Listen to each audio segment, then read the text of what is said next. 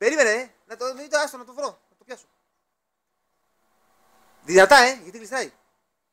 Δεν γλιστράει. Γλιστράει, πιάσω δυνατά. Σιγά μωρέ, όχι κοντά μου. Τρέχω βίντεο. Λοιπόν, εδώ βλέπουμε τον Τάσο. Περιμένετε. Μύρε. Θα το βάλω στο YouTube. Κάτσε ρε, εκεί. Θα το βάλω στο YouTube. Ναι. Πρόσεχε, μη γλιστράει. Αυτό εδώ πέρα είναι ο τύφλιακας. Ο λεγόμενος τύφλιακας. Ναι, μην το σκοτώνεις, πρέπει να το τρώει τα ποντίκια. Όχι. Κρίμα να μαύρος. Βλέπεις εδώ στην κοιλιά του στη μέση. Γιατί? Αυτό είναι θηλυκό. Γιατί έχει περίοδο. Πήγε εδώ πέρα και στο βουνό να φύγει. Κρίμα. Κρίμα, ναι. Δεν το σκοτώνω γιατί είναι κρίμα. Κρίμα, να το πάτσεις. Κρίμα. Αυτό εδώ πέρα μόνο χορτάρια τρώει. Δεν τρώει. Το άλλο του γάμι στη μάνα του. Το άλλο το σαν σαλάμι ρε φίλε. Η μάνα του θα τα. Μπορεί. Σαν σαλάμι. Και ψάχνει να τη βρει. Όχι στον δρόμο, το πάτησε αμάξι.